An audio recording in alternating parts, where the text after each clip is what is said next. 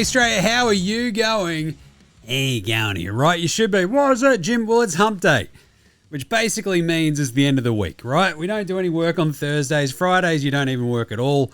We're at the pub. It's all fine. So I love a good Wednesday. It is Wednesday, November 19. This is NBA Straya. I'm your host, James Clements, here in Larry Armour Studios, and injuries suck. What is going on? Can we fix it? Yes, we can. Maybe. We're going to talk about the top 5 most fun teams to watch so far again today, which is kind of fun. Just want to hit on a couple of fun teams and make sure that we're all appreciating just how fun they are. Say fun again. Fun. We're also going to fly through the games from today. There are only 6 games, so that'll be kind of fun. He says fun again. That's on the night for, mate. No, mate. Spud of the night. Better than Lonzo Ball. Some yeah-nahs, including one from Chris Anstey, which is an absolute cracker.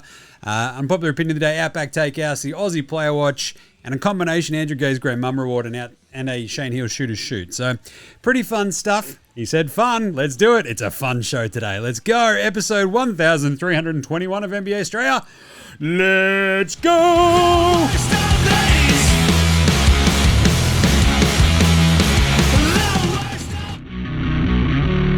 This is Josh Giddey. G'day, this is Andrew Gay. This is Jack White. This is Joe Ingles. This is Darcy Daniels. This is Chris Anstey. This is Matthew Delvedova. This is Shane Hill. You're listening to NBA Australia. And you're listening to NBA Australia. And you're listening to NBA Straya. And you're listening to NBA Straya. And you're listening to NBA Straya. You're listening to NBA Australia. And you're listening and watching NBA Straya. This is NBA Australia. Let's do it. Watch out for the shark attack. You better watch out for the attack of taking your car to be serviced. Holy moly, it's an expensive hump day for me. I'll tell you what. That is the shack attack today. Our aircon in the car stopped blowing cold air, which I'm pretty sure is an important part of aircon being aircon. So you can imagine the frustration of like turning it on and going, well, this isn't cold at all. Anyway, so finally got it checked out. The car was due its service anyway, so it's all booked in. I get to drive the fancy new Subaru off the lot as a loaner car and instantly get jealous. This happens every time as well, right? So I'm sure that everybody else has this exact same feel. And I am sure this is obviously why they do it. The loaner should, by all right, just be some beat up old shitbox. They don't care what the fuck you do with it, right? But instead, they're like, we'll give him the new one because he might buy one of them. And I'm like, I don't have any money. How am I going to buy this brand new Subaru Outback? But yeah, well, I'm not a lesbian. So yeah, I'm not going to buy that car. No, it was awesome. It was unreal. I'm like, this is like the newest car I've driven in yonks. But anyway, I had to get the aircon compressor replaced. So there goes like, I don't know, $3,000. And you're like, fucking Jesus. And then, I don't know, some suspension shit was all a bit fucky as well. So yeah, $5,000 later, your mate Jim better sell some fucking memberships to the Dead Set Legends Club to help make up the difference, or old mate's going to have his fucking hood. Hey, so if you want to sign up to the Dead Set Legends Club, today would be a really good day to do it. I'm just saying. Because, lordy, that was an expensive Wednesday. Yeah, you can actually go sign up to the Dead Set Legends Club or just shout us a beer. What is it? buymeacoffee.com/NBA Australia. The link is in our bios, etc. Hey, let's get into today's show with some, I don't know, not whinging by Jim with the daily. Oh, is it a whip around as a Jim? Yeah. Well, here's more whinging because we've got injuries coming at the wazoo. The big story today is LeBron obviously came back, played for the Lakers against Utah. They were awesome. They smashed them. First player to play 23 seasons in the NBA, which is pretty crazy. Not that crazy when you remember PEDs exist. I'm not saying that's got anything to do with it. I'm just saying, you know, they might be correlated. I'm no medical doctor anymore. But anyway, that was very cool. Also went past Reggie Miller for 6th all-time on the three-point list, which is also doubly funny because we all just hate Reggie Miller. That dude sucks. But the big ones today were the injury news from yesterday that I covered in the short that we had yesterday. Now, I've changed the back end for NBA Straya so we can have video podcasts on Spotify for the short shows, which are just, I mean, yesterday I ended up going 20 minutes because I got shouty. That happens. I need to shorten those down and like get rid of a couple of awards, and I'll sort of just make those quicker and quicker and quicker. But it turns out when you do the video podcast, Spotify in its wisdom still pushes it as an audio podcast to everyone else. So yeah, I think we're just still doing daily shows. Which, to be honest, I don't know. Let me know what you reckon. Like, I'm happy just to push those off onto YouTube and not put them up in the podcast feed. You let me know what you reckon. Because I'm happy at the moment with the sort of Sunday night taping. So you got a Monday show, Tuesday, and then a Wednesday show, and then we do a Friday show as well, right, for your weekend. So Monday, Wednesday, Friday, that's good. Little shorts in between, kind of a good setup. I don't know. Tell me what you think. I don't know. Do you want those to pop up as audio ones? 5-10 minutes? I don't know. Anyway, the injuries, Wemby. So as I sort of actually opined very briefly on the NBA Supercoach show on Monday, and this was like the calf strain. It's like, yeah, you don't screw. And as I said on yesterday's show, it's amazing that Ja Morant also had a calf strain. And the difference of human physiognomy and physiology, like the sheer difference in size of those two calves. Like Wemby's calf, like if you've stretched it out, it could wrap around the globe twice. Whereas Ja Morant's is like just this big. If you're watching the video, it's like, I don't know, a foot. It's a bit longer than that, but still. So Wemby's out with a calf strain, and it's smart of the Spurs, right? They're like, we're not going to win the fucking title in December, but we could lose it if he blows an Achilles, because he's 7'40", and his Achilles is the size of the moon. So what we need to do is take it fucking easy. And then they get the double kick in the dick that Stephon Castle is now out as well for the Spurs, adding to the fact that they don't have Dylan Harper. It's pretty crazy because they kind of got healthy with like Sohan coming back, everybody else sort of playing, Darren Fox coming back, and they just can't get their entire fucking full team on the court at the same time. So yeah, that's not great. Anyway, so Wemby's out, Ja Morant comes out, and then on Monday during those games we get Giannis going out, which is just fucking brutal with his groin strain, which is 1 to 2 weeks apparently. I mean, that's what happens when you're carrying around that giant Greek hog of his, I assume. I have a very big penis. It's like, okay, I'm very good at basketball. Righto, Giannis. So, pretty wild, really, when you sort of get to this part of the season where they had Spurs Grizzlies today and they didn't have either of their super duper stars because they both had the same fucking injury. We're already missing like Paolo Banchero. We're already missing Jalen Williams. We're missing a bunch of stars already this season to the point where Steve Kerr's like, yeah, this is all just a bit shit. Like, it's crazy how busy everyone is. We're off to this crazy start. What do we do? And I mean, there's some pretty obvious fixes. The NBA is never going to like shorten the schedule. So here we are, right? So Stephon Castle's out with a hip flexor 1 to 2 weeks on top of Wemby's 1 to 2 weeks. Probably 2 weeks, I think, will be where Wemby comes back. Or at least they reevaluate him. Ja Morant 2, Giannis 1 to 2 weeks. Just a bit annoying, isn't it? All right, but the other big news is obviously LeBron and Steph are both like, look, the 2028 Olympics, we're not in, right? LeBron's like, I'll be watching from Cabo. I reckon he's blowing smoke up our bums, but still, look, you can't trust anything LeBron says anymore, especially after the Hennessy ad. Hey, I've got another big decision to make. I'm going to be drinking Hennessy. Great. I make many decisions each week, and most of them involve me drinking a million tins. Hey, what's that? Oh, is Jim deleting another tin? He must have made a good decision, you know? But LeBron and Steph just going, I don't know, probably not. Pretty interesting, right? Because I'm not entirely convinced that Steph won't just like go out there and be like, hey, look, last run, 2028. If he's still in the NBA, maybe. And to be honest, LeBron as well. I still reckon 25 years, he'll get to that marker and just stick around for one more run in the Olympics that summer and then call it a day, right? Go out with a bang, with a gold medal. Who knows what team he'll be on, but there you go. And the other one was Cleveland got a big fine today, didn't they? Cleveland! That's right, $100,000 redos for arresting Donnie Mitchell and Evan Mobley up against Miami last week. I like this. I like the NBA just going, right, nah, I'm sick of this. You fined. Adam Silver's like, I saw that you arrested Donovan Mitchell and Evan Mobley. I don't think they were actually injured. You have to give me $100,000. And away they go. Good stuff, I guess. Anyway, stamp out rest. I mean, seriously, we've got that many injuries. Look, we've got a list of like all the injuries at the minute. And I sort of hit on this before, right? Like with Wemby out, Ja Morant out, Giannis out, already out, we've got Kawhi. Where is he? Who knows what's going on with him? Anthony Davis, Joel Embiid, Zion, Trae Young, J-Dub, I mentioned him, Paolo, Darius Garland, Jalen Green, Brandon Spindles-Miller, Cam Thomas, Tyler Hero, OG, Jaden Ivey, Christian Brown, Dylan Harper, Stephon Castle now as well.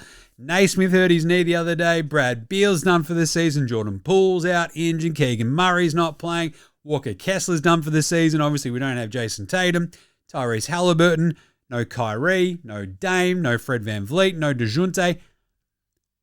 And the NBA's like, nah, we don't have an injury problem. Yeah, all right, pull the other one. It plays Alex Lloyd's amazing. So I do think there's a pretty easy way just to chop down the schedule and make this a little bit easier. So basically, I just want to get rid of back-to-backs forever, for every team. And there's a really simple way to do that, right? Expand to 32 teams. Jim, does that mean your beloved Seattle Supersonics come back? Yes, of course, mother. But put another team in Vegas, radical. You can sort of like realign, do the East-West. You play the teams in your division 4 times for the season. You play everybody else in the NBA twice, and that is it. No more of this like screwing around the rest of the Eastern Conference. Oh, we played these guys 3 times, but those dudes only twice. These guys 4 times. Just piss that off. You play your own division 4 times. The NFL does this awesomely, right? You play your division. There's actual division rivals. There's piss all of that in the NBA because they don't know how to figure this shit out. We play 82 games. Why? Because... So, remember when they didn't and it was fine and nobody got hurt, right? You know, COVID years, they're like, oh, geez, that screwed up all the records. No, it didn't. No one fucking cared. Anyway, so you play your division foes 4 times a year. You play everybody else twice, and that is it. Home and home, simple as that. You get to 73 games. You do a single elimination tournament for the NBA Cup. Single elimination. You don't piss this round robin shit off. No one fucking needs it. Round robins for cowards. Just fucking single elimination. You want to ape the fucking, we want to be kind of like the World Cup and the FA Cup, and fuck your cups. Who cares? Be like the fucking, you want to be like March Madness and have people fucking frothing over that like they do for it. Then single elimination. Losers piss off. But also you play your losers bracket basically to sort of schedule all this. Use that as your playoff tiebreaker as well, the way that everyone falls in the NBA Cup, so everyone's invested. But boom, fucking single knockout. You get to about 72, 73, 74 games of the season. You get just spread it out a bit more as well. The people who bitch and moan, oh, the regular season's too long already. Do you think they really fucking care? Do you think they're not watching the NBA? Oh, it was just too long. You mean there's too much of the good thing? Shut up. Seriously, shut the fuck up. Just start the fucking regular season a little bit earlier. Eliminate all back-to-backs. Boom, we might be able to mitigate this injury situation just a little fucking bit. What do you reckon? Hey, who are the top 5 teams that have been the most fun to watch so far, Jim? Let me tell you what. Number 1, you need to be watching every game the Detroit Basketball Pistons play. Not just because of Dennis Jenkins, but he is awesome, and I love him and every moment he plays basketball. They've won 11 straight. They only just got Cade Cunningham back today. They got Jalen Duren back 2 games ago. He is absolutely fucking monstering teams. Dennis Jenkins has turned into the greatest basketball player ever lived. They got Orsar Thompson back today as well. They might never lose again. I'm just saying, there's just something awesome about that team. It is crazy the JB Bickerstaff gets shit canned by the Cavs, ends up in Detroit. This sort of weird circular motion of like, his career sort of like cycling through Houston and Cleveland and in Detroit. And they're just like, are you like competent? And he's like, yeah. And they're like, fucking awesome. The coolest thing is they've fed into their own sort of identity of just like, we're fucking roughnecks. We're just Rico's roughnecks, right? They're just like full blown fucking Rico's like Cade Cunningham's roughnecks. Yeah, I've got to work on that. But still, they're radical. They're fun. They're so tough. They've got beef stew radical. But Jalen Duren is just so fucking staunch. And he's not massively tall, but he's just a big dude. He's muscling dudes out of the road. They are fun as hell. Like, Duncan Robinson gives them that little bit of extra shooting. It's kind of cool. You've got just like a really strange roster. I love them. Number 2, we've got Chicago. Why is that, Jim?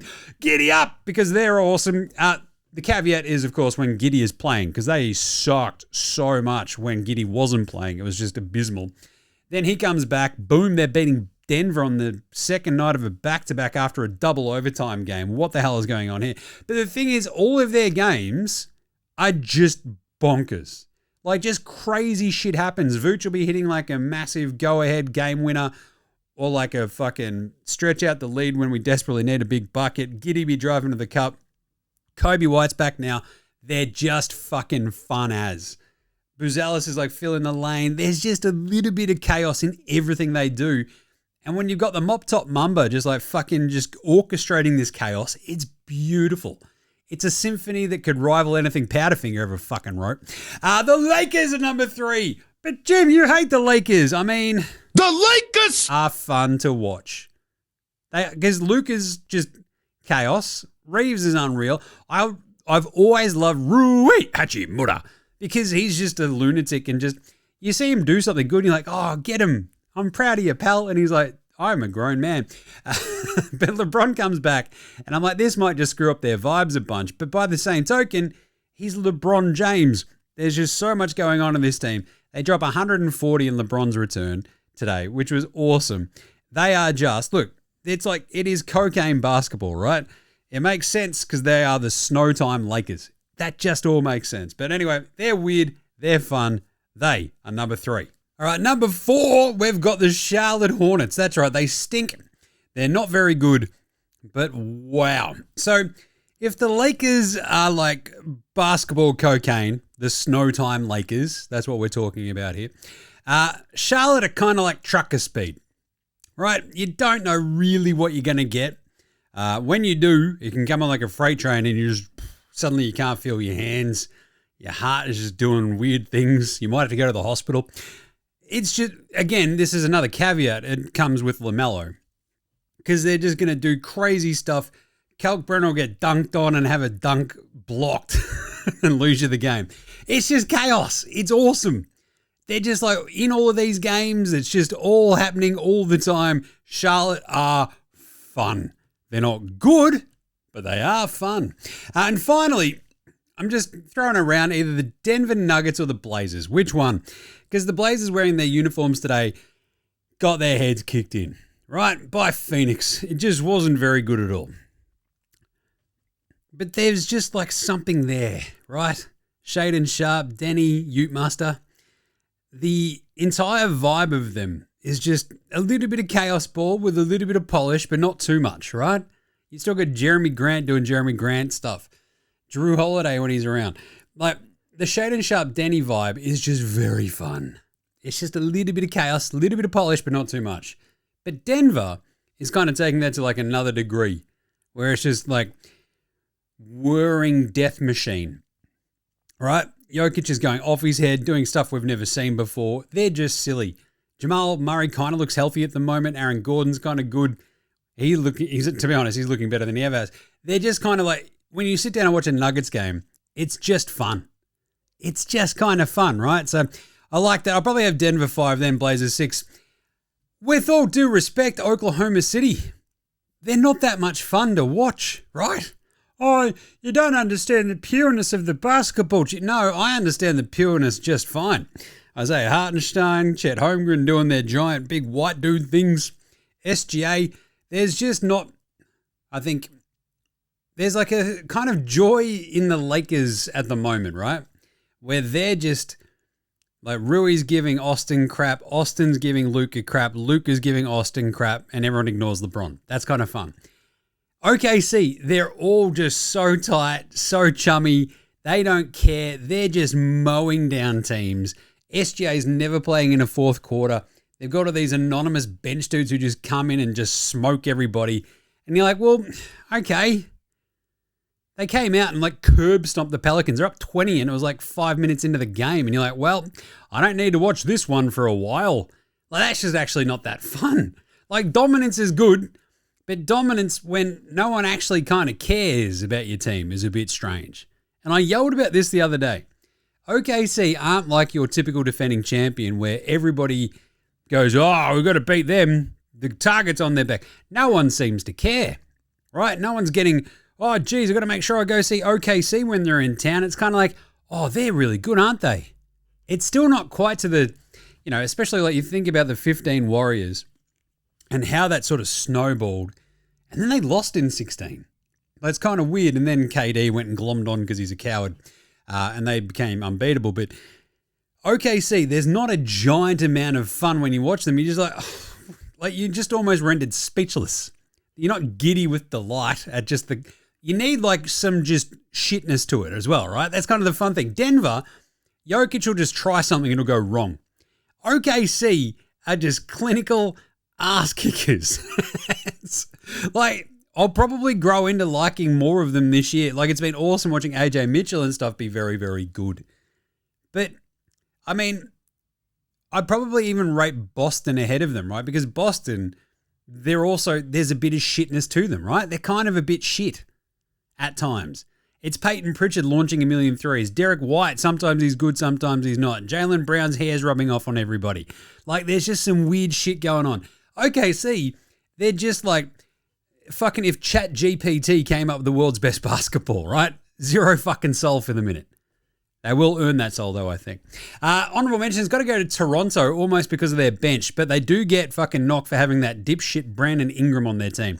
He did some awesome shit on the floor the other day, but I'm still not going to forgive him for that fucking stupid water bottle throwing incident. What a moron. But their bench is awesome.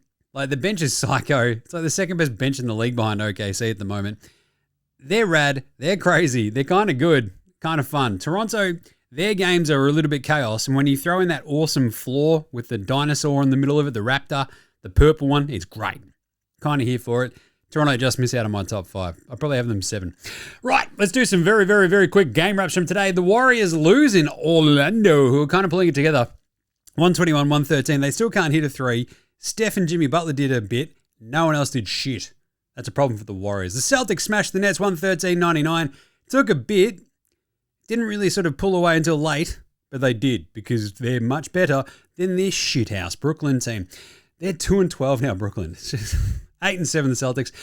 Pistons beat the Hawks. I had high hopes for the Hawks, even with Cade Cunningham coming back. He was absolutely unreal. Jalen Johnson was very good, 25-8-9, but still. Pistons, unbelievable. Too tough, too good, too randomly deep, and just awesome. Like, it's terrifying. They're rad. 13-2. They've won 11 straight. It's chaos. The Spurs beat the Grizzlies 111-101. This was 101-100, I believe. Yeah. So, I'm no math magician, but in the last 3 minutes and I think 13 seconds, it was an 11-0 run to close out the game. So, yeah, not great for the Grizzlies. Triple J tweaks an ankle as well. Not great. Just everything going wrong again for Memphis. Like, that team is just cursed. Look, if we're not going to get expansion, can we just move them to like Vegas and Seattle can have the Pelicans and just piss that off, right? Fox is very good. Black Falcon, Harrison Barnes scored 7 straight points in that run. Put him to death. It was crazy.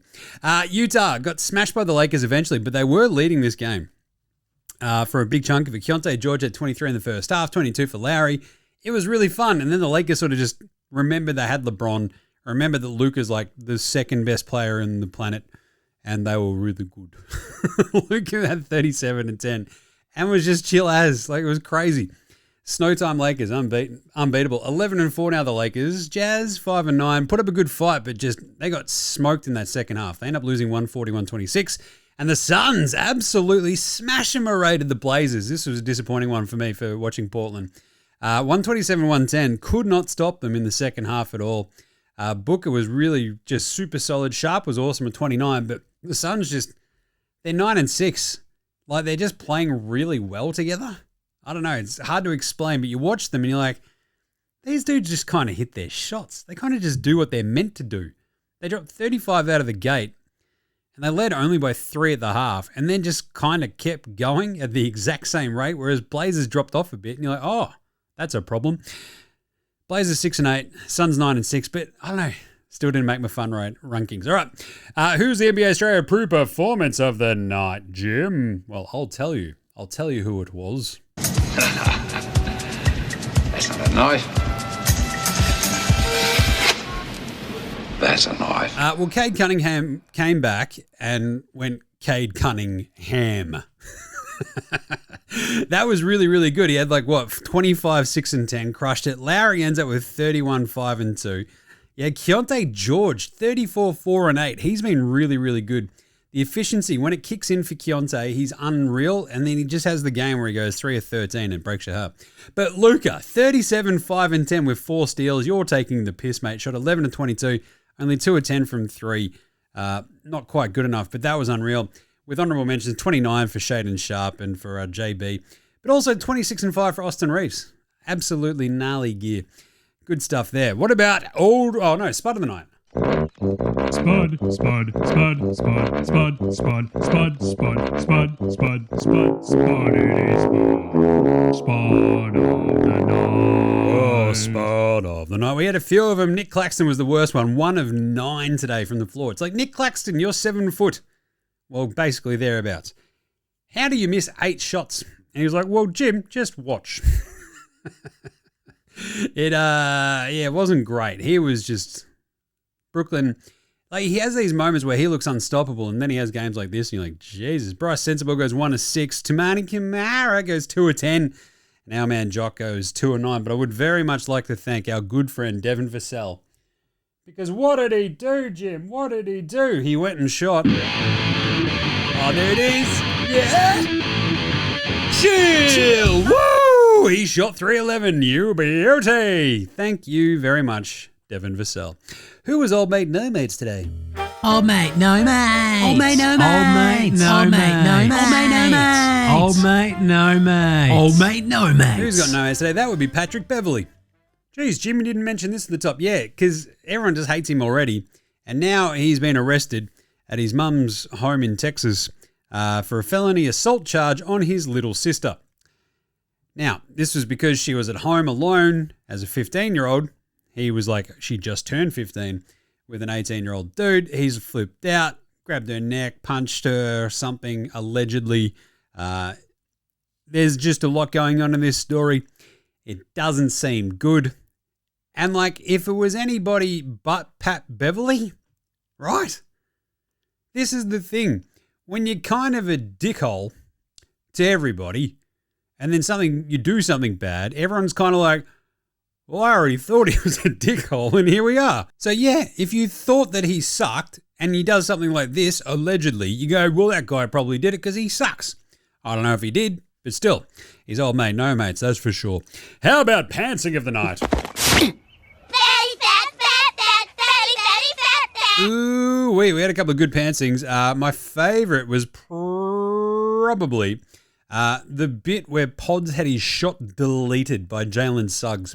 I love a good small-on-small block because it's like, big flex moment. So last 1 minute of that game, it was a big moment as well. If they hit that, maybe Golden State got a bit of a chance. Suggs goes, no, bang, slaps it away. Very gnarly. And finally, who was better than Lonzo Ball, Ben Simmons, and Bronny James today? Lonzo was the best player in high school. He was the best player in college. You think he'll get to the pros and be like, I made it to the pros, now I can be average. He's coming for everybody. Coming for everybody. For reference, Bronny went 1 of 1 from the floor. He hit a 3 today, so good on him. In 4 minutes, he had 3 points and 3 turnovers. Jeez, he's no good. Cedric Coward is better than Bronny James and Ben Simmons and Lonzo Ball today. He was awesome. Just that dude needs to play as much as possible. 19 points, 11 rebounds, 7 of 15 from the floor, 5 of 7 from deep. He is a weapon. If Ja Morant could only stay remotely healthy, I'd like to see what Cedric can do with a superstar point guard doing some shit with him. Unfortunately, he's Ja Morant, so we'll just probably, I don't know, he'll just go out and go full Yosemite Sam and start blasting up into the sky or whatever, and we'll never see him again. Right, let's take a quick break, come up with some good yeah-nahs right after this. This is Cam Glidden. This is Anthony Drimmick. This is Mitch McCarron. This is Jason Kadee. This is Darryl McDonald. Hey guys, this is Hugh Greenwood. Yo, what's going on? This is Illy. This is Mark Worthington, or commonly known as Wortho, and you're listening to NBA Straya. You're listening to NBA Straya. And you're listening to NBA Straya. And you're listening to NBA Straya. And you're listening to NBA Straya. And you're listening to NBA Straya. And you're listening to NBA Straya. You're listening to NBA Straya.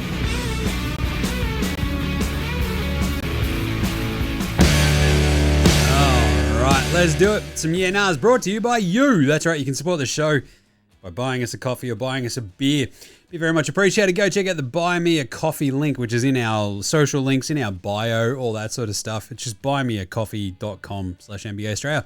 You can sign up to the Dead Set Legends Club. And as I said earlier, having just copped a giant bill from my car. God damn. Yeah, sign up. Become a member. Be very much appreciated. You might help us out. I'm going to chip away at that, I'll tell you. Old mate's going to have my legs broke. Anyway, let's do some Yeah Nahs. Jamie R, the legend. He sent me through basically just the bet slip.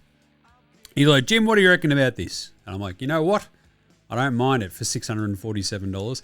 VJ Edgecombe Rookie of the Year. Josh Giddey Most Improved. Jaime Jaquez Sixth Man of the Year. Wemby Defensive Player of the Year. And Jokic MVP. I looked at this and went, hang on a minute. That's awesome. I think there's a couple of maybe little stumbling blocks. VJ Edgecombe, obviously, like Con Knipple's been absolutely unreal. I just mentioned Cedric Coward. Flag, like if Dallas do anything in the back half of this season, you know he's going to get a lot of pub. But VJ's been unreal and electric. And I think controlling the narrative for Rookie of the Year from the get-go, right? As like the sort of transformational rookie who comes in, helps a team that no one expected anything out of in Philly. And if you're sort of like the guy next to the guy who's like, you don't have as much pressure on you as like Tyrese Maxey does, VJ can just do his thing and it's awesome because he's really good, right? So I think he's probably like, I don't know, because he's got that much more pub because he's in a big market like Philly versus Con Knipple, who's playing out of his skin, but he's in Charlotte.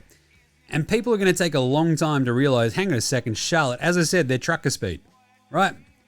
You don't know what you're going to get taking your life into your hands every time. But, like, Con Knipple will probably start getting that underswell, especially with, like, the basketball nerd community. I mean, look, it's not going to hurt him that he's white as well, right? I'm just saying, we'll throw that out there because basketball nerds, there's a fair few of them that look like me. So, yeah, I don't give a shit. I think VJ's got it for me, but I don't know. Con Knipple could make a big run at this. Cooper Flag as well, obviously. But there's also like Cedric Coward, like if he's really, really good. But the problem is Memphis are just kind of a bit shit too. So VJ's probably the good one there. Josh Giddey for MIP, like if he can hold off like Denny Utemuster, you've got a couple of other ones throughout. But if he just keeps doing what he's doing, I posted the stats yesterday, right? This last 7 games, it's like 23, 11, and 10, shooting the piss out of it. Josh Giddey All-Star. And that's kind of the thing. If he like takes that jump and keeps it up all season and makes All-Star, look out. Yeah, Most Improved. Jaime Jaquez, Sixth Man. He's probably my leading candidate right now. He's been absolutely unreal for this really surprising Heat team. He's healthy. They're using him correctly. He's been unreal. He's probably the front runner at the moment. And there's a couple of other names, but Jaime's been unreal. And if Miami just had like that one dude to give them a bit more shine, who knows what would be going on there. But wow. As soon as Jimmy Butler left Miami, no one gives a crap about the Heat, right? Anyway, love that one for Jaime. And Wemby, the only problem would be, will he hit that 65 game mark, right? A couple of weeks here already with his calf strain. It really, really, really just sort of puts a stymie on. It makes his margin for error that much thinner in the second half of the season if he misses another 2 weeks. Like suddenly you're going, hang on a minute, what's his game total? Is he going to get to the 65? He should win Defensive Player of the Year. It should be Dyson Daniels, to be honest. But Wemby, if he hits that mark, he'll probably win it. So Jokic is the MVP by far at the moment too. So I actually kind of like it. So I'm like a yeah for VJ, Josh Giddey, Jaime, Wemby, and Jokic. 647. Hello, nurse. Don't mind that, Jamie. And so we got another awesome one from Chris A. You can probably figure out who that might be. The Lakers entered the wrong James as a scorer versus Milwaukee, planning for LeBron's comeback. He wouldn't come off the bench, so sat an extra game and Bronny had to start. I absolutely love this idea that they sort of just went, look, yeah, it's like one of the Jameses. It'll be fine. And LeBron's like, what? No, I'm not coming back. Not yet. I'm not coming off the bench. And then they're like, oh, crap. All right, Bronny, you're starting. JJ Redick's like, I've made a horrible mistake. Suddenly, JJ Redick is like, oh, shit. Bronny, yeah. Fuck, I might have pissed off your dad. You better get out there. That is awesome. All right. Very, very fun stuff. I love that. That was the other thing today. Like we had, I think, LeBron replacing Bronny in the starting lineup. Probably has to be the first time that's ever happened in NBA history. But I love this idea that, they just screwed up with the, as the coaches submitted the play sheets. And it's like, that's the wrong one. Bronny, get in there. Amazing. Unpopular opinion of the day. Now look at me, please. Look at me. Look at me. Look at me. So people who are complaining about the Clippers owing their first round pick this year to the Oklahoma City Thunder. Complaining, right? Lots of sooking. Oh, it's going to make OKC even better. Yeah, probably will. The Clippers are currently 4-10. So I'm just saying. That is the same record as the Charlotte Hornets. The thing is, this would be the best reason to bring in my draft pick rules, right? The Stealing Santa draft pick rules, where every draft pick can only be traded a maximum of 2 times. You can only trade a draft pick twice. Beyond that, you just can't. You're stuck with that pick and you have to make it, right? You can trade the player after, but you have to make the pick. We need something like this just to force the NBA to fix this absolute shit show they got going on with the draft and all these draft picks that are just everywhere. And it's just stupid. Like when I was like, hang on a second, could the Bulls trade for Anthony Davis? And they just own their picks. And you're like, that's weird. They've got the one extra one from Portland and that is it. Anyway, Stealing Santa rules for the NBA draft. Simple as that. You can only trade a single draft pick twice and then you're stuck with it. Just think about all the other weird permutations that gives you too. It's like, we're going to trade it to them. And the other team getting that draft pick is like, if we get that draft pick, we're stuck with that one. It's already been traded before then. Oh, Lord, how good is this? I love that. And then those other ones that have only been traded once, maybe they become more valuable because you can on-trade them if they've not been traded before, etc. I like this idea. Anyway, quick Outback Takehouse for today. It's Wednesday at Outback, and you know what that means? Oh yeah, Hump Day specials. That's right, we've gone into the actual Outback, taken down a couple of feral camels, cut off the humps, chuck them in the oven, stuff them full of mince and chickpeas and spices and, I don't know, probably rosemary in there or something. Anyway, bake them for a couple of days till they're tough as, a dog's guts, and boom, delicious Hump Day snacks only at Outback. Today's Flame Girl take is, if the Pistons end up with the first seed in the East, Cade Cunningham might win MVP. I'm just saying, it's not out of the realm of possibility. Jokic has been awesome, but Cade, come on, man. Hey, also, LeBron, 23rd season. This is remarkable. I'm going to talk about him again in a second. But LeBron will play 25, right? He's going to play 25 years, I reckon. Because he and Steph will, talking about the Olympic stuff, and they're like, nah. I still think LeBron's going to glom on one more time. He's like, I'll be watching it from Cabo. Oh, yeah? Sure. Just like the other times you've been really straight with this as well. Maybe Cabo's just another ad for Hennessy, you bellend. Anyway, let's do the Australian Player Watch. Okay, let's do that, Jim. Dyson Daniels today in that loss versus Detroit. 12 points. 6 and 9. Nice from the floor. 9 rebounds, 6 assists, and 3 steals. That is, I believe, 66 games straight with a steal. Pretty bloody good. And a block. Jock Landale, now with Zach Edey back. Jock's coming off the bench, and it's really hurting his production. 2 of 9 from the floor for 4 points.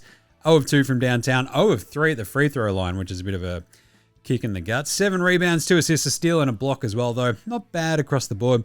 And then I believe we got a little bit of doo-wop, bop, doo-wop, shibba-dop, doo-wop.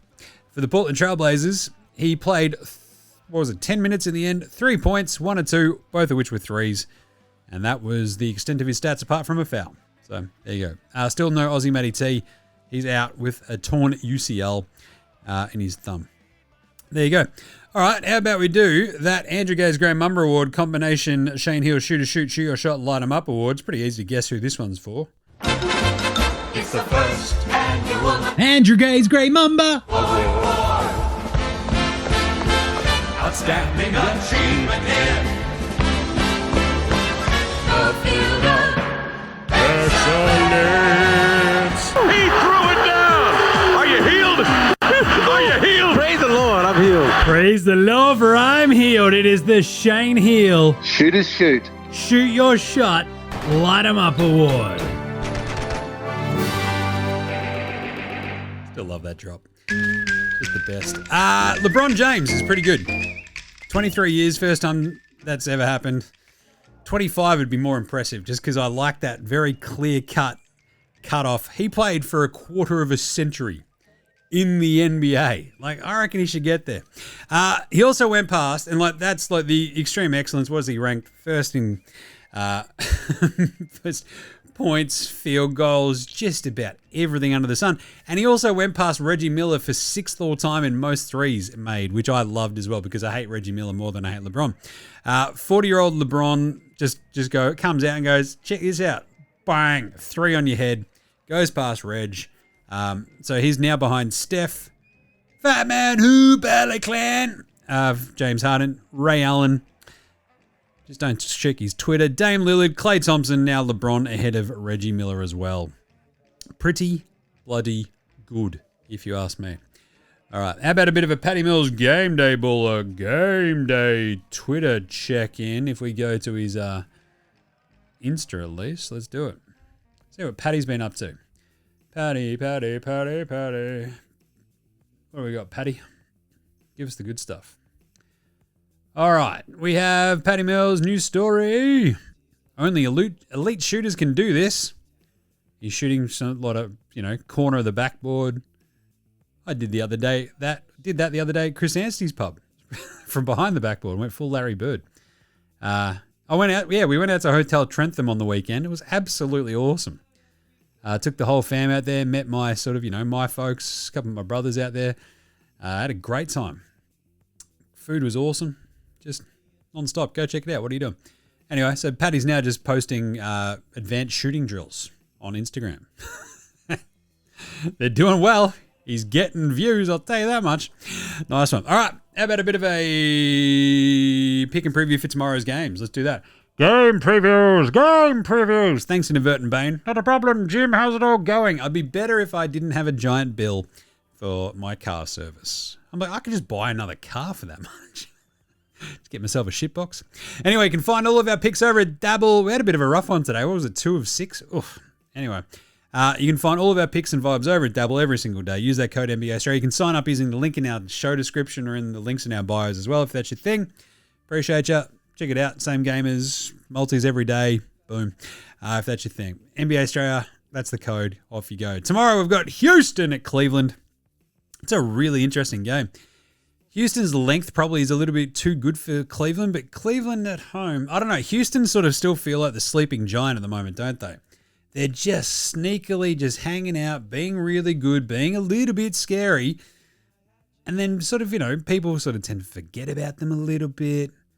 And then you sort of watch and you're like, geez, they're kind of slightly terrifying. 1.5 point favorites in Cleveland. I'm going to take the Rockets. I think they're a little bit too good, a little bit too deep. I think their defense will be awesome. That's a really fun game to start tomorrow off. We also have Charlotte at Indy. I just talked about Charlotte. They're 1.5 point favorites in Indy.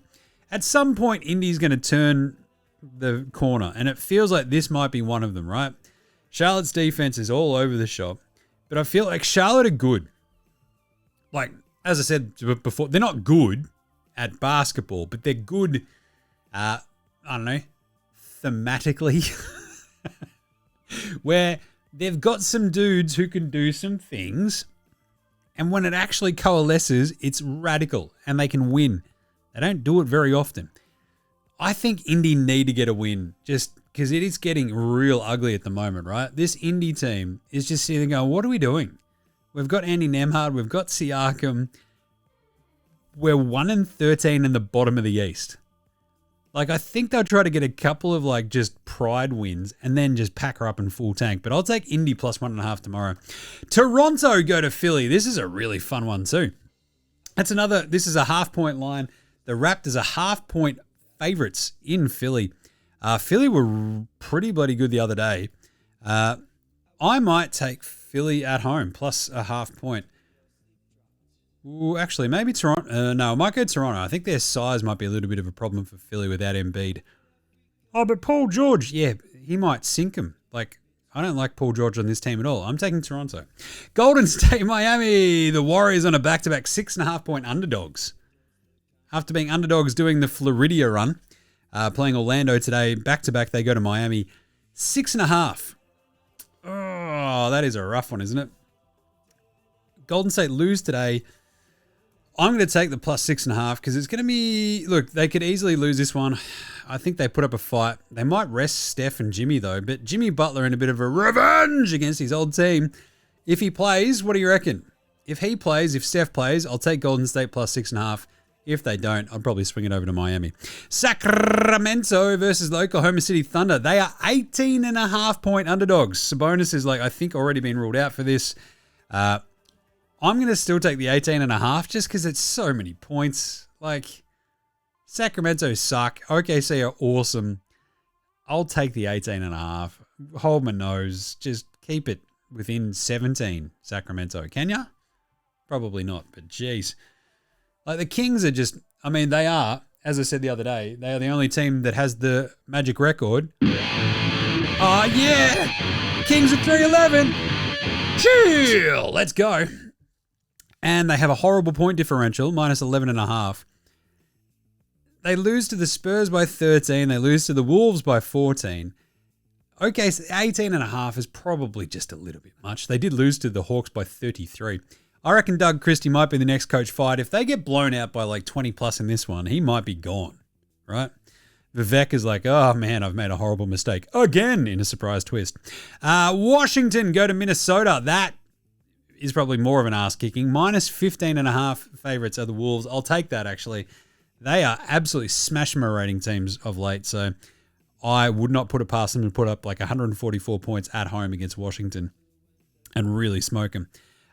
Denver, New Orleans, bit of an interesting one. The Pelicans are 13.5-point underdogs at home. That's a really strange one as well. I think Denver losing that Bulls game. The Pelicans 13. It feels like it ought to be more. Let's check that and see if it's the same still. They are currently 13.5. I think I've got to go Denver. If that was a little bit higher, I'd feel a little bit better about New Orleans, but 13.5. Let's go the Nugs. Knicks, Dallas. The Mavericks are 5.5-point underdogs at home against the Knicks. Without Brunson, without OG. I might take Dallas in this one. If they get Lively back and they can sort of throw a little bit of that wing size at the Knicks, they can keep this one close and cover that 5.5. Can't they? I don't know. If they lose this one badly, it's going to the Mavs might be spiraling, but I'll take the Mavs plus 5.5. We need sort of a big signature Cooper flag moment.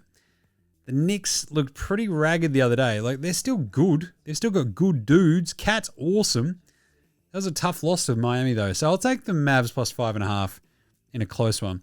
And then Chicago, Portland. How good is this? A replay of the 1992 NBA Finals, of course. The Bulls, Portland. The Blazers are 3.5-point underdogs at home on a back-to-back, having just played the Suns. Bulls rested after that game that just took everything out of them in Denver. Still on the road. Can they pull this one off? I don't know. If they do, it'll be a close one. I might take the plus 3.5 from Portland because I do trust them a lot still. Because I love that Blazers team. I just do, he says. There you go. So keep an eye on Dabble for all of our picks, of course. Use that code NBA Straya if you haven't checked it out. All of them are there all the time. After today, I'd have to check the spreadsheet. I don't know where we're at, but yeah, it's around 55% now for the season against the line. So pretty bloody good. All right. And that is it for today. We'll be back for a quick hit tomorrow afternoon. That'll go up as a video podcast on Spotify and on YouTube. And then it'll go through as an audio one. So just keep an eye out for that. I'm going to try to make those super duper short though, just FYI. Let us know what you reckon about the format as well.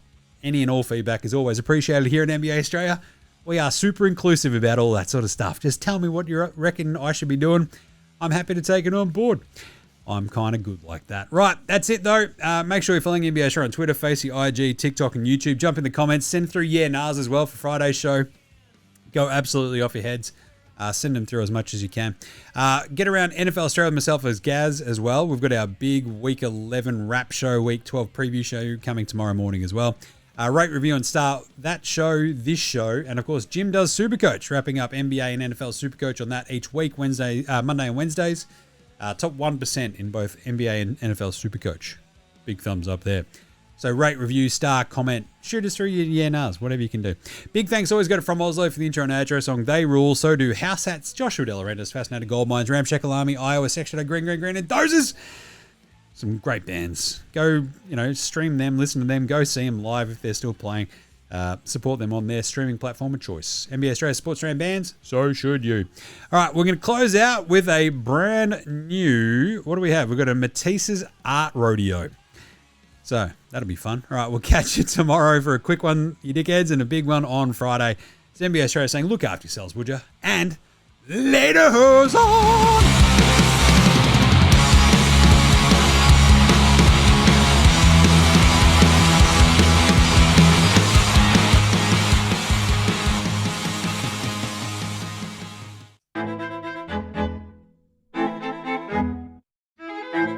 All right, how you going? Are you all right? Yeah, look, it's time for the latest instalment of Matisse's Art Radio with me, Aussie Matty T, Matisse Tybal, that's right. Matisse's Art Radio is like, look, I'm here to kind of educate you on like the sheer like beauty and like, I don't know, established perfection within like art over the years and whatnot. I've sort of like leaned towards the classics of late and like what we did Picasso last time, whatever. What I wanted to do was like the sort of neo-impressionism. This time it was like, yeah, like post-impressionist kind of stuff, right? Like with Van Gogh. Have you ever been to the Van Gogh Museum? Like it is just off chops, man. So like you got to go and do it. Like it is bloody good. My favourite Van Gogh has got to be Starry Night, like the one that's got like the bloody moon over the top of it, and it's like over the top basically of like, this bit where he's kind of like hanging out of Saint Remy de Provence, right? So he's like doing this and he paints it because he's in this asylum and it's just bloody beautiful. So just makes you feel like the way it all sort of swirls around in the night sky. You can see the moon, Venus, and like the village. It's just bloody beautiful. So yeah, go and appreciate it. Van Gogh, pretty good painter, I reckon. All right, there you go. That's Matisse's Art Radio for this week. Go get some art up here.